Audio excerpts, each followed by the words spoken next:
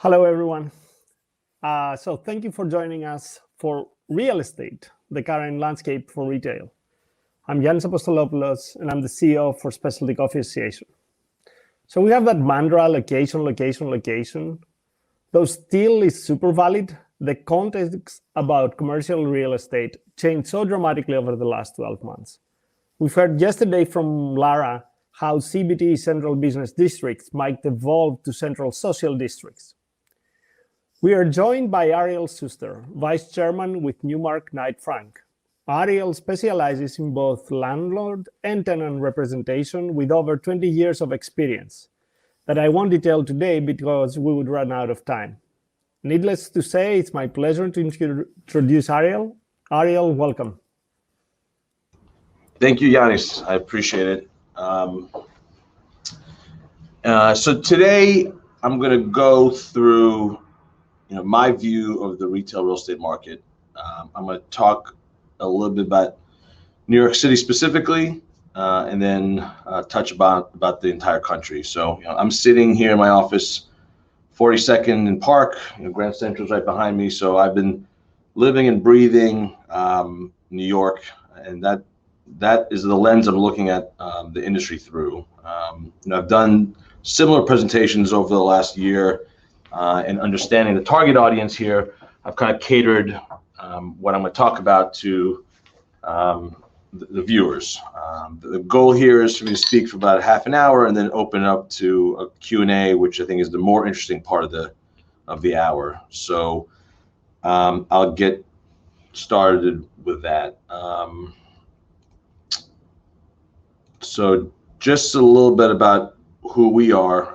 Again, as Yanis mentioned, I'm a vice chairman at Newmark, which is a publicly traded company.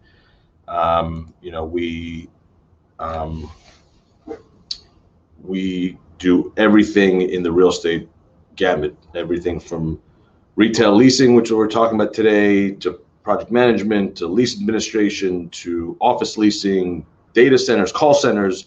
And to me, that's a super interesting part of my life, because up until 2 years ago, I worked at a company that was called RKF, and then we sold it to Newmark. So I mention this because there's various different people listening here on this call or watching this presentation, and obviously the world of coffee is everything from production to distribution to selling to marketing to branding. So while I'm going to talk about the retail market and that world, I am fascinated by fulfillment, fascinated by the hospitality business, and clearly with technology, the old ways of selling things has changed and it continues to evolve. So I want to talk a little about that. This is some fluff about myself that nobody really reads.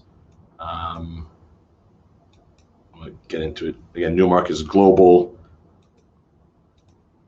So this is, so I really do, besides for doing all the different things, my focus on retail, I do two things, and I think that's important to point out. I represent landlords, building owners, in their quest to lease space, and through that lens, we have a good visibility to what landlords care about when they fill their buildings, and that runs the gamut from credit of tenant, amenity, track record, build out, all these things. And I think the coffee industry now is super important. And what we're seeing is more and more developers and building owners are looking for freshness and newness and exciting concepts. And while obviously the big chains are still interesting, we are hearing from our clients that they want the up and coming barista. They want something with a little bit of an edge to it. So this is just a smattering of the developers I work with, and then these are some of the tenants we represent. So again, through that lens, having done the work for Pret over the years in New York, we know how they've been thinking about coffee, as an example. We're seeing some companies are now thinking about what is the store of the future, and is a store of the future just selling goods, clothing, or is it integrating and having a cafe, a restaurants? And we've seen that over the past 10, 15 years. We've seen stores adding a food F&B component. Just most recently, LVMH in Japan added a restaurant.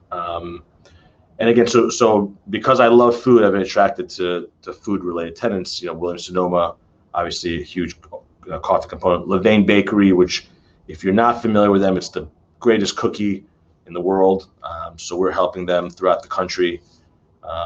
And it ranges to Manoa Blahnik, which is high-end shoes. So we just helped them with their Madison Avenue store. And so again, I think this is important because to the extent people on this call are thinking about getting into the retail business, understanding how some of these other retailers have thought about real estate is very interesting. So we're going to talk about today's market. I put this together, and again, I don't know where everybody's calling in from, but what is happening in New York, right? And New York, Chicago, and San Francisco are arguably the hardest hit markets in terms of the impact of COVID. I've tried to obviously address COVID in this presentation, but I don't want it to be the only thing we're going to talk about. But what is happening in the last 14 months in New York is that we've seen some tenants take a very long view of the market. And, people like Target, CVS, Whole Foods, they're signing 20-year leases. They're saying it's going to be tough for the next 12 to 18 months still, but we're here for the long run. We've had a tremendous amount of run-up in medical. CityMD's prevalent, One Medical, there's Carbon Health, there's Go Forward. And I bring that up because that I think that there could be a great synergy of having a great coffee presence in some of these. And I think they are replacing the local doctor. I think they are replacing in some ways how often we go to hospitals. Food tenants in New York are back and taking space. The quick service restaurants, which are Chipotle, Sweet Green, P.F. Chang's, and C3, which is a group of brands owned by Sam Nazarian. They're out there taking over space. I'm going to go back to the food in a little bit. The banks are, coming back around. Obviously, we've seen banks be thoughtful. We've seen a collaboration with, Santander has a cafe concept, Capital One with Pete's. We've seen Chase Bank collaborate with Joe in Union Square, which I think has been very well received. So again, I think that's an interesting kind of collaboration. And then we're seeing, e-commerce continue. And I mentioned before that, how people buy things is evolving, and it's not binary. It's not only at store and it's not only online, and it's a combination. So we're seeing tenants like Allbirds and Zappos are investing in brick and mortar and are, see the value of opening storefronts. And again, I think that is a great venue for coffee operators. Who's going to be the next group of people that's going to sign leases? It's more likely direct-to-consumer brands like Allbirds and Warby and those types than it is the old school apparel tenants that are in malls. So to the extent you are thinking about collaborating in a retail environment, you don't want to open your own cafe or coffee shop, I think attracting or trying to target some of these e-commerce brands is probably the right way to do it. So the national scene is fascinating. The U.S. is really, if you think about it, the U.S. is extremely varied with different economies, different ways of looking at the world, and certainly the retail headwinds are real, and they are not as related to COVID as the office market and hospitality, and so we've had a bunch of bankruptcies that have made the headlines. There's been a lot of in the press about the demise of retail.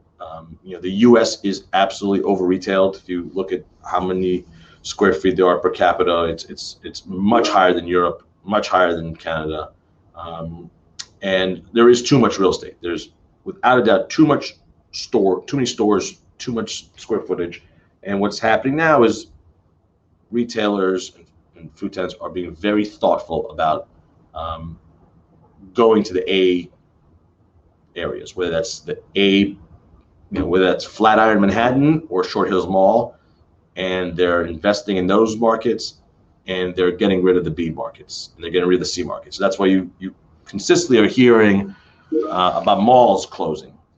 And again, depending on where you're sitting, you could be in a town where the local mall is closing, and the reality is that mall probably needs to close as people are buying more and more online. So, we've seen over the last year, retailers are telling us we want to focus on open air centers. We want people to be able to drive up, pick up, curbside pickup. There's been a move away from interior malls.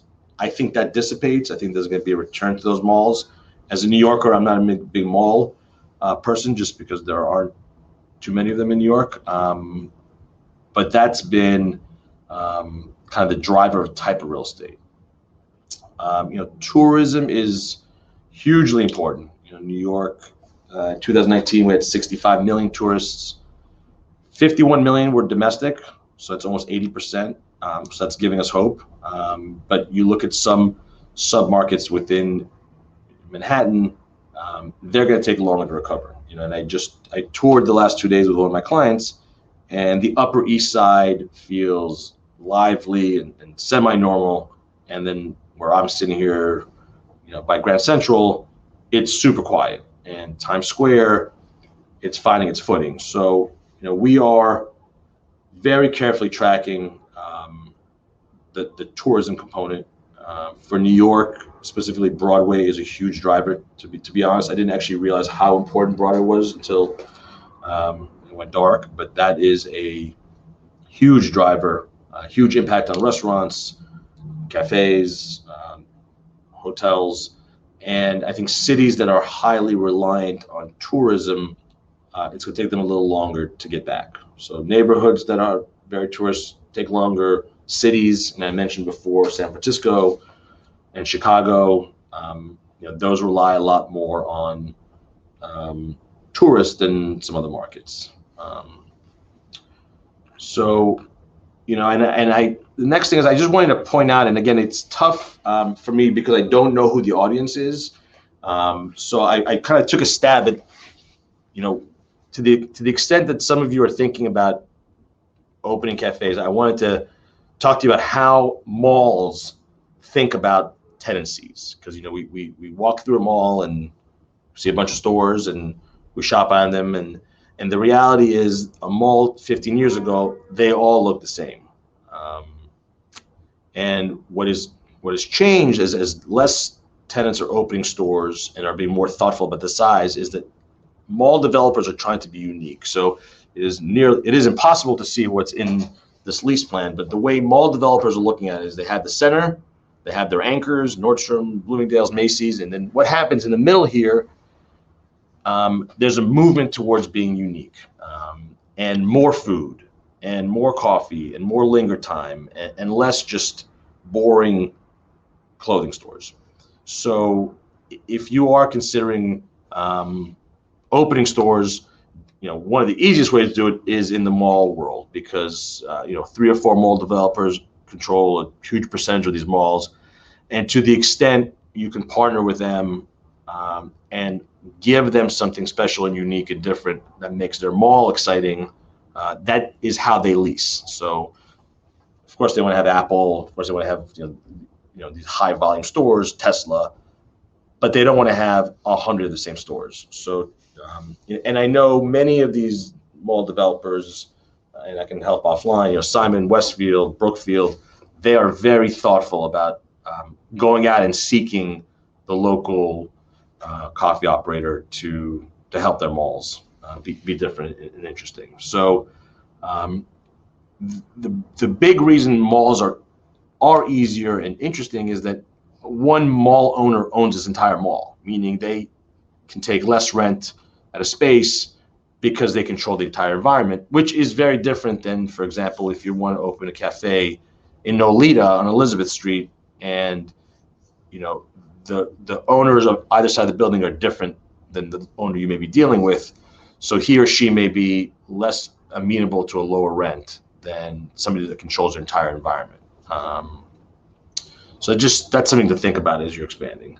I wanted to talk a little bit about what sectors are doing well. What's interesting, again, this is in the context of, to the extent you want to do collaborations, who's getting better, who's expanding. Luxury is really held up very well. Again, some of this has to do with tourism. So in China, for example, that customer is hugely important for the entire world. But since they're traveling less,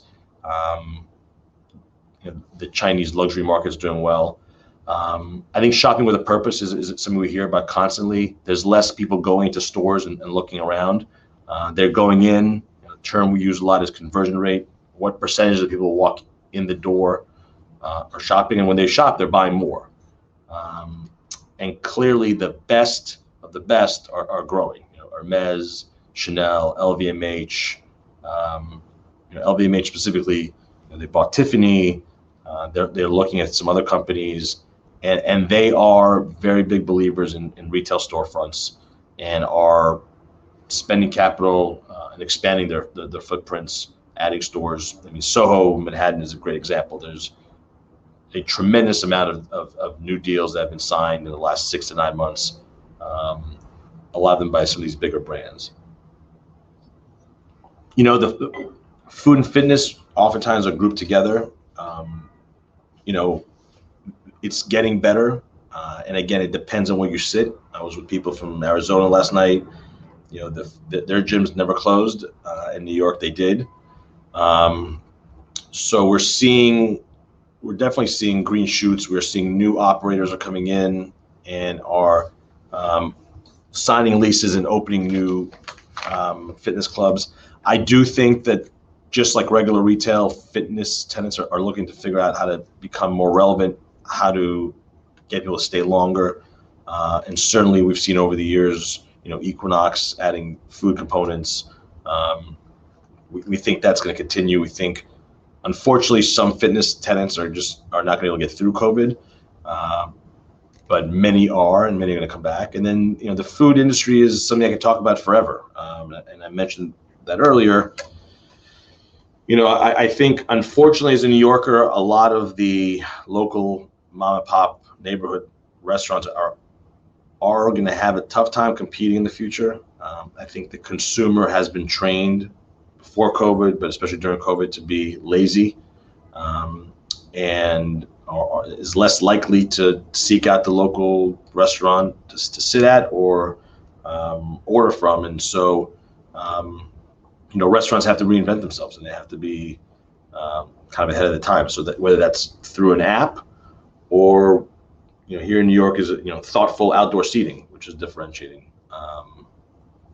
them from kind of boring mom and pop restaurants that haven't changed at all. I'm seeing some questions pop up, which I guess I'll do at the end of this, but I'll get to those. Essential, I mentioned. Target has opened a bunch in New York. Supermarkets have done very well. Drugstores continue. And medical, it sounds boring. And 10 years ago, when we talked about medical real estate, we kind of rolled our eyes, but now it's a huge part of our business. And medical is very different. You walk into a Forward, which is a concept out of San Fran. It doesn't look like a medical office. And so I think that world is changing. I think it's going to continue to evolve. I think it's going to grow. So it's interesting. And then, the discount sector, which has held up. They're doing really well. TJ Maxx, Ross, Old Navy, all those brands. Again, I'm happy to answer any questions about any of this once I get through the first 30 minutes. One common question I get asked is what happened in the last year as businesses were closed, as capacity was limited, and the reality, is the past 14 months have been all over the place. March and April of last year, there was just kind of moment of what are we doing, both from landlords and tenants perspective. So April, May, and June, it was a lot of tenants did not pay rent. And the relationships between landlords and tenants became very involved. There was, I sat in on hundreds of Zoom calls between landowners and the tenants, and the results, like I mentioned, were all over the place. I mean, there are some situations that have devolved to lawsuits that are ugly. There are some landlords who said, you know what, don't pay me rent for a year. I get it. A lot of it depends on the financial situation of landlords. Some landlords have lenders, they have high debt, they really have their hands tied. Some owners have owned buildings for 100 years, their families have, and they have more flexibility. So it's really run the gamut. I'll say that the common theme of the best outcomes has been constant communication, where retailers are talking to landlords, they're communicating, they're sharing sales numbers, they're talking about what they're doing to help drive business. And those tenants have gotten very different response than those who have gone silent and have not paid rent. And inversely, landlords who are collaborative and have been helpful and then are willing to add signage on the scaffolding, as an example, or post announcements of store openings in their office buildings, tenants have responded well to that.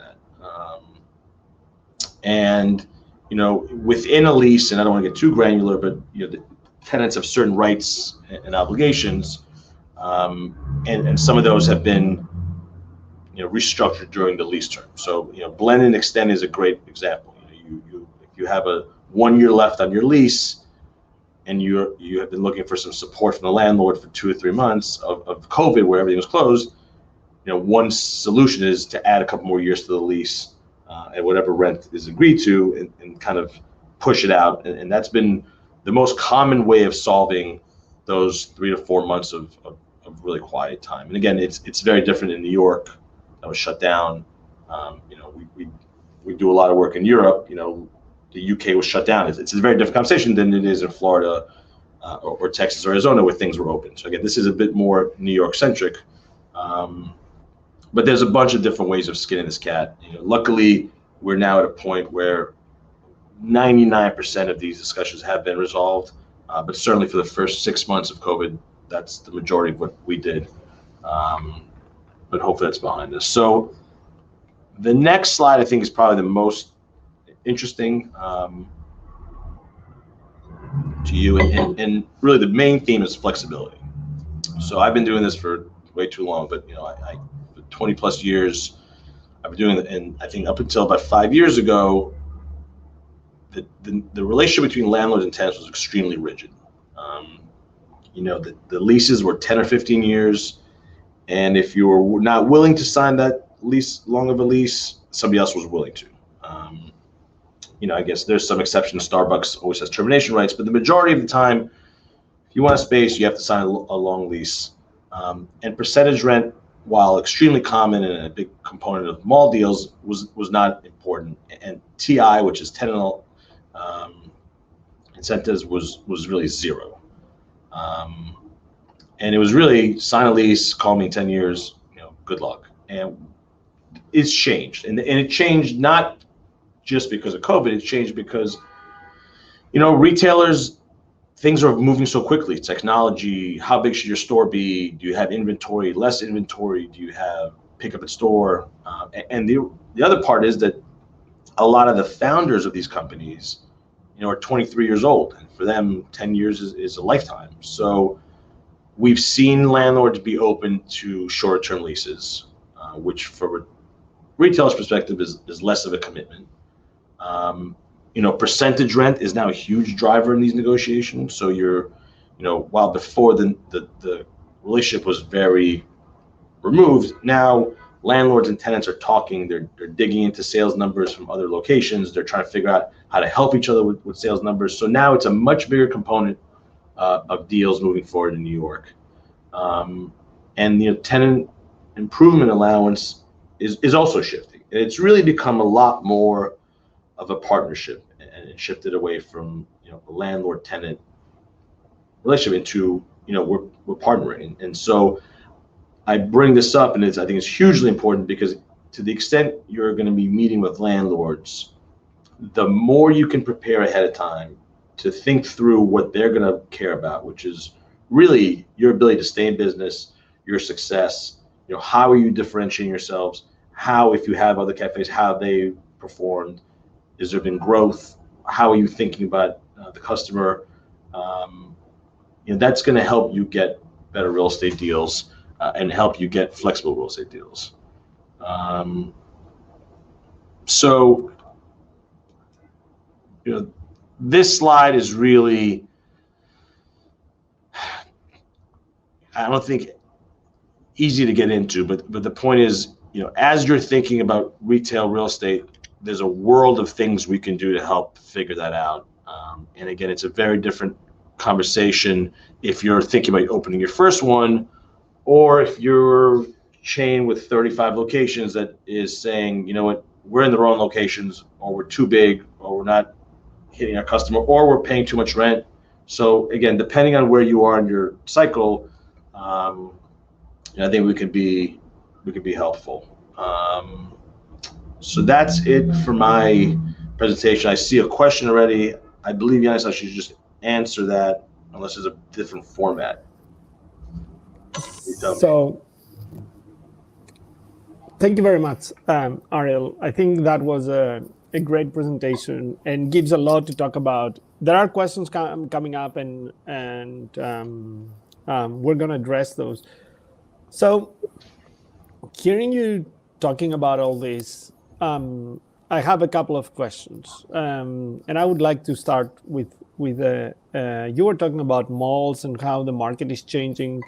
Like we've seen in the last year a bit of a shift from the business districts and where people used to commute every day to go to offices. Like this is changing, and working remotely, we've seen a lot of research and trends that it's here to stay. Not to the extent that we're here today with completely sat down in offices, but to a great extent. And we have seen also from our community, from coffee shops and retailers, that those that they had a footprint where housing market was and near, I would say, residential areas, they were able to cope with the crisis much better. So I want you to comment a bit on this one. And what do you see the trend there? Sure. I mean, so we've spent a lot of time, and again, I listened to all the Newmark office broker meetings and presentations, and it's certainly a conversation that I could talk about forever. What is going to happen to the office? I will say that there's been several iterations in the last 12 months about when and how the office worker is going to come back. And while I'm not an expert, I do believe in the concept of homeostasis. I believe there's a return to norm. I believe that I don't think the office buildings will ever be as full as they were 2 years ago, right? So I think there's going to be people who are going to think and work differently. And I think now, as I sit in my office, and I've been here for 6 months, and there's 10 of us, and it's the same 10 people, it's hard to imagine the office being full. But I'm starting to hear from CEOs of companies that June, July, it's going to be a soft opening. In September, it's going to be a not so soft opening. So while obviously a lot of coffee is based in Midtown, as an example, or downtown, and those areas have been really hurt, I don't think sales will come back to where they were. If you were doing $1 million in a Midtown location, I don't think you get back to $1 million, but you get to 900 and change. And yeah, I mean, I mentioned before, I was in the Upper East Side today, and every cafe is full, and every quick service restaurant's full. And in Midtown, I went to have a salad, and I was the only person there. So it's hard to imagine things coming back, but. And I think also you have to get really granular, right? You have to, some industries do not need to interact. If you're an accountant, we've heard from a lot of accountants, they don't necessarily want to be around other people. They work better from home. If you're a retail broker, as an example, you can't be at home. You have to be in the offices. If you're in sales, you have to be in the office. And I do think it's going to be a wave. I think as people start coming in, I think some big publicly traded CEOs are going to, to the extent that they do it thoughtfully, are going to mandate people to come back because it is important. And I think to the extent people are not coming to the office and they're getting passed up for promotions, that's going to change the psychology of it. I mean, I personally love coming to the office. But we have certainly heard, to your point, we've heard certainly tenants are saying to us, should we think about the Upper East Side and should we think about Greenwich and Westport? And we have, and they've signed leases and they have thought about getting closer to where people live because they're going to have a bigger proportion of their time out there. So yes, I think that is a trend that I believe in, but I do think that Midtown and downtown and other major cities, the CBDs are going to come back. Perfect. So to build on that, there is a question here that says, do you feel that New York real estate is reflective or perhaps ahead of the curve for real estate in the rest of the US? Or does it tend to stand uniquely alone in this field? I think New York is in some ways a bellwether for the rest of the country, but only for 5 or 6 cities. I think what happens in New York,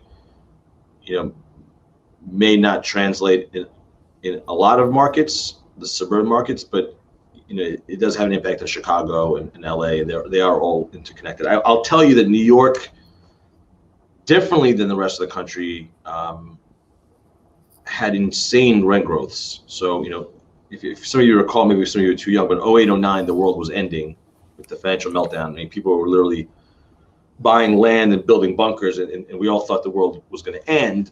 But within a year, rents in Manhattan went up and up and up, and they were higher than they were before. And the peak was 2016, where rents were double what they were, if not triple. And that wasn't the case in Boston, in Miami, in Chicago, and LA. There was growth, but it wasn't this massive run up. And then we've had the correction has been much more drastic. So when I go to Boston, this hasn't been the same seismic shock. But listen, New York is always going to be New York. It's most often going to be where tenants come in for their first location from internationally. It is still, the main tourist market. It is still, despite the fact that some offices and some companies are dispersing their workforce. You're seeing what Facebook and Google and Apple, they're all investing in New York. So I guess in some ways, New York is reflective of the whole country, but in some ways it is a bit of an anomaly. So that's kind of a long-winded way of answering it 2 different ways. So there is a very relevant question here to build into this. It says, in your experience, are there some real estate locations or element that seems to be working better for coffee retail businesses than others? Yeah, I think that the markets that have been working the last 12 months are really markets that are as residential as possible. I live in the Upper West Side. There's definitely more activity there. But generally speaking, I think people should be thoughtful about not committing to deals now based on today, right? The world is changing. I think if you sign a lease today, by the time you're open, the permits, it's 6 to 9 months from now. So I would just advise people not to overreact and say we have to be in neighborhoods, we have to be in the suburbs. I think moving forward, the areas that have multiple day parts, meaning they have a morning rush, lunch, obviously for coffee it doesn't extend too far out, but to the extent there's tourism, to the extent there's students, I love the idea of being near hospitals and residents. I think having a varied customer base is the way to do it, as opposed to pure office, pure tourist, or pure residential. So if I was going to open a cafe or a coffee operation, I would be thinking about where can I get different groups of people at different times. Okay, so let me make a transition slowly to malls and some other questions, because there are multiple topics I see on the questions here. But I will start with a major one to drive into malls. So would you comment on Starbucks closure of many locations? What is driving it, and what implications are for other brands? I don't represent Starbucks, so I can't talk too much about what's not really my business. I know Starbucks has a really smart real estate department, which is obviously robust, and I think they have a tremendous amount of data. I think they are signing new leases in Manhattan as an example, so they are committing to Manhattan. I think to the extent they've closed some, they've either realized that they don't need as many in certain locations, or they're upgrading the real estate, which I know they're doing. Certainly, it's public knowledge that they are focused on the mobile pickup stores only. In our building, 125 Park in Manhattan, it used to be a regular Starbucks. Now it's mobile only. So again, technology is hugely important. And some landlords, when Starbucks lease expires, some landlords are holding out for rents that they think are going to come back. And, Starbucks is very prudent about not overpaying for real estate. So I think some of those closures are most likely the cause of landlords who are not reading the market correctly. Okay. So let me move a bit to the malls, and then I will go to the relationship between tenants and landlords. I have two questions that seems very similar. One from Luis says, what is the future of shopping malls? What type of experiences will draw the traffic for those locations? And I would combine it with a question that says, what are some elements that make coffee shop distinctive to a mall owner? Sure. So, again, as a New Yorker, with a few exceptions, we don't really have malls. And I grew up a New Yorker. So as a consumer, I'm not a mall person. But undoubtedly, there are towns and cities and areas where the mall is where you go to shop. And they're there to stay. And there's some malls, Aventura, South Coast Plaza, Roosevelt Field, like those are powerhouses that are going to be there forever. But I think my point is that there are too many malls. There are way too many malls. And some of these malls shouldn't exist. And so when you have a mall that's slowly withering away, and you can usually tell because one of the anchor department stores leaves, when an anchor leaves, everybody that's in that mall is thinking to themselves, why would I stay in this mall? It costs a lot. There's CAM charges, which I can get into some other time. It costs a lot to operate a mall. And I think the consumer, even before COVID, was saying, we want convenience. And malls, while they're conveniently located, it's not convenient. You park, you walk in, you have to go through it.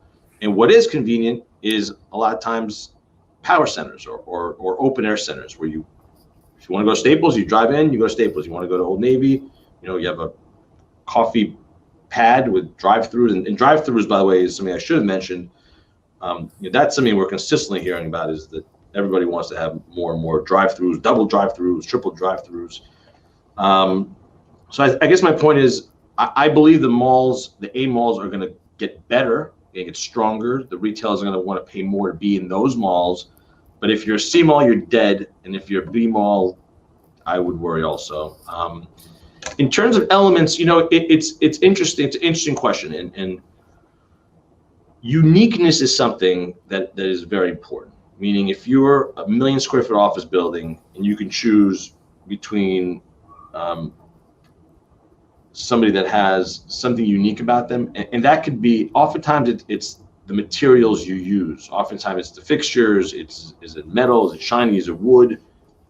So we've certainly represented buildings where we've been tasked to bring in a coffee operator, and oftentimes it's the presentation, it's the aesthetic, it's the passion about coffee that is the driver beyond rent. So I'm not sure if I'm answering the question, but to the extent that you want to be different and you want to get a landlord to take your particular operation, I think it's really being thoughtful about what the store will look like. If you have a few open, obviously it's easier. If you don't, what is the concept? Like I said, is it, to say we're going to just sell coffee at $3 or $8 or $2 is not interesting. To put together some mood boards and renderings, that is what's going to drive the decision for these landlords. And a question that I'm seeing here it's really interesting, and it's again about malls, and it says, how can coffee operators and mall owners address the day part issues? And meaning that the peak hours for coffee shops are earlier than the peak hours for malls, and often malls open like later in the day, which does not quite combine with the business of a coffee shop. Well, because of the headwinds with the normal retailers, you are seeing mall developers are clearly changing the makeup of these malls. And a great example is a Dillard's or a Bloomingdale's or Macy's closed. That's a 150,000 square foot box. Now they're putting in a gym for 60,000 feet. They're putting in some co-working. They may put some medical. So that's going to change the day parts. Certainly fitness is a big driver. And I think malls are moving away from, again, pure apparel or electronics. So the better landlords are thinking ahead and are thinking about how to stretch it, both on the earlier shift, the later shift as well, with more restaurants. But again, knowing the coffee, doesn't extend too far out, I think the earlier part is more important. So to the extent you're talking to mall developers and you're looking at a specific mall, I think to say, what are your plans? What is the long-term redevelopment plans? And it's also important to make sure that the developer you're talking to, the mall owner you're talking to, has the capital to actually execute on this business plan. Because it's one thing to have an idea, but you have to have the money to actually execute on it. So that's an important. So that gives me like a good segue to the next, I would say, part of questions that I have for you, and that has to do with the relationship between tenants and landlords. Yeah. So yesterday we heard a presentation about how to design a business model and then how to articulate it in a plan to share with investors and landlords. What questions should a potential tenant ask to the landlord in order to learn what is important for them so that they can make an effective pitch as to why their business is the best fit for the space? Well, I think understanding what that owner is and what they own is very important. And I made the analogy before, not analogy, but the difference between a mall owner who owns 100% of everything in a mall or somebody who owns a store. So understanding what this owner owns. And in New York, there are many owners who own 10 to 900 buildings. So doing a little research, thinking through, you own not just this, but across the street, figuring out how can my coffee operation help the rest of the block is helpful and is impactful. If it's a big office building, with a little effort, you can actually figure out if they have a big office tenant leaving, right? So it matters more to a landlord about the retail component if tenants are leaving as opposed to if they have the same tenant there for the next 20 years. So I think doing a little due diligence on your landlord before you walk to the meeting allows you to think through what their drivers are. Have they had a bad experience, which is possible. They have a bad operator that you're replacing, and what differentiates you from them. But most importantly, it's understanding what their makeup is and what they control physically beside the one space you're looking at. Perfect. And I have a question here that seems on the same space. It says, it comes from Liz and says, she would love to hear about what landlords are looking for in the many new developed apartment or office buildings that they have like 2-6 retail spaces on the ground level. What you cut out for a second? What they're looking for? So what the landlords are looking for in the many new developments that they have apartments or offices, and they have like 2-6 retail office spaces on the ground level? What the landlords are looking for there? Well, they're looking to help attract tenants. So it depends if the development is in a remote area, like an area that does not have a lot of retail around it. It's even more important as opposed to if you're building a building and call it downtown Brooklyn, where there's plenty of amenities everywhere. But it's, in some ways the retail is the face. It's the first thing you see when you walk in. So again, going back to aesthetics, build out, I think that's hugely important. But to the extent people will be working from home more, they want to know that they have access to coffee whenever they want. How you physically interact with the space is important. I mean, it's an office building, but one of my favorite coffee shops execution is in Boston. I forgot the address, but it's actually where Newmark's office is, in Boston. And Intelligentsia has a store, but it's really in the lobby. There's no walls. And to me, that feels great. It feels like you're part of the office building. It's not separate, but it's separate. So I think a thoughtful approach of how to interact physically with the lobby is interesting. Okay, so let me shift a bit topic and go to those negotiations during COVID. We have some of our attendees asking the following question. From a tenant perspective, in this COVID and the coming post-COVID environment, do you have any comments on the force majeure clauses?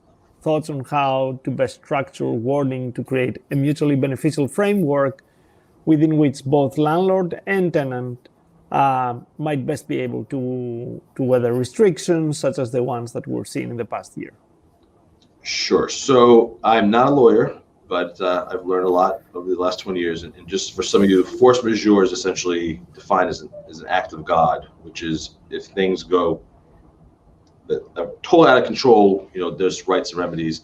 It is, with a few exceptions, widely accepted that what happened with COVID does not legally fall into force majeure. But I think the question is, how do you use the force majeure concept to move forward to protect operators? And how I've seen it resolved is worded differently than force majeure, but it's essentially protection. And it's typically tied to the percent of government restriction. So to the extent you sign a lease today, right now New York is open, and 3 months from now, the restriction is that only 25% can come in, rent comes down for a certain amount of time. And it's a negotiation. And if it's 100% shut down, you don't have to pay any rent. If it's 10% shut down, you're still paying 100% because it's not really a huge impact on it. So it is a negotiation, and I will tell you that the best outcome for operators is when they come to the table with a thought-out response, meaning if there's a 50% shutdown and you can only allow 50% in your cafe, what are you doing about it, right? Have you applied to the city for the outdoor seats? Have you designed it? Have you designed it with signs around it? Are you willing to invest? Because landlords respond very well to that, so that they then see that you're willing to invest, and you're not just saying it's half, I'll pay half. To the extent you're investing in Instagram and social media and your app, all of those things will allow you to get a better deal on this closure issue, which is in probably the majority of leases moving forward. So it's a great question, and it's nuanced. But the more involved and thought out your position is up front, the better you're going to do. And I've seen it all different ways. I've seen tenants say, I will only sign this lease if we're shut down more than 25%, my rent's down. And it's not a great way of doing this relationship. It's really all about a partnership. So I have a couple of more questions for you. One comes from Manhattan, and it says, particularly in Manhattan, with trying to make coffee shops mobile order only store, not just pick up only. do you think this is a mistake in more residential neighborhoods? It's above my pay grade. I know about real estate. I don't know about operational. I'll tell you that there's certainly a convenience to it. I mean, I drink coffee at home, and so I rarely actually order mobile, but the fact that it's here and I don't have to wait through 16 people and I can just pick it up and there's no distraction, I think is a positive.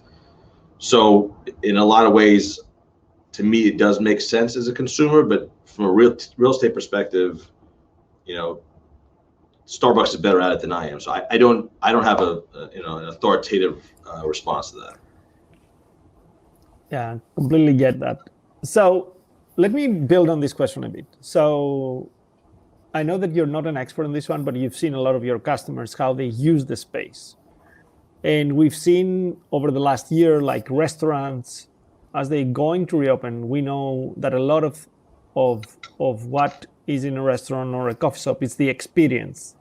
And we've seen that because they wanted to use that space for sitting space, because of the leases, we've now seen that they are expanding the preparation area. Either it is chefs and kitchens that are becoming more public, or coffee shops, they're bringing like their baristas more in front so that they can have that interaction with customers. Yeah. And that is driving like seating area down, but yet the experience is going up. Like, have you seen recently a trend that people are either looking for increased square space or smaller square space when it comes to coffee shops? The big driver is labor, and especially in New York, the labor cost is often what drives how operators think about their space. And so I think part of that is why mobile, you have less people in there working, which lowers your cost. And I think the trend is to go smaller generally. I think it's less. It is, listen, I think a lot about robots taking over the world and what that means for the service industry. But I do see operators are thinking about just the payment system, pay on your phone. All these things are to get the workforce leaner, more efficient. And I think I haven't seen too many coffee operators going bigger to add this concept. I mean, clearly, there's different operators where the actual coffee making is a bigger component of it. But it's not like a celebrity chef Vegas thing where you're cooking in front of people. That's been a big trend. At least I haven't seen it. So I think the general answer is, I think people are going leaner and meaner, getting people through faster, and trying to maximize those kind of rush times. I have a question here, which is interesting. If this is your first time opening a retail cafe, how do you convince a landlord that you will be able to stay in business, even though you're not a veteran, but know what you're doing? So I guess there are friends in our audience that they're just about to start their first coffee shop. Right. So I think putting together a team is hugely important. Having an architect in mind that he or she may have had experiences building out, having a general contractor that's built out other operations, having your business plan in front of you, having a designer. If you walk into a landlord's office and you present this team, and while you may not have experience, your team has experience, will give that landlord a tremendous amount of confidence that you can do this. As opposed to if you come in and say, I love coffee, I have experience, it's going to work. So I think assembling the team, to the extent that you can get the landlord comfortable financially, you've thought about it, that you have the capital reserves if 2 months don't go well. But really, if you've really thought it through, like what will it cost? You have a budget. Is it going to cost me for that 1,000 square feet? Will it cost me $120,000? Well, why is that? Because my general contractor has done 25 coffee shops. I have the expediter. I have the lawyer. I know what I'm doing. That's going to get you very far. Perfect. So Ariel, thank you for the time today. I think it has been useful, and I know that you had your contact details there. People from our audience can reach out if they want, and I really appreciated your time and being with us today. Sure. Well, this 5 minutes. Thank you very much. 5 minutes till Liverpool beats Real Madrid, so I'm very excited to end on that note. Perfect. Right. So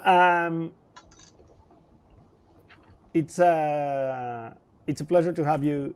Our next session is Retail Reboot, Coffee After COVID with Bill Murray from NCA. See you all in a few minutes. Thank you all so much.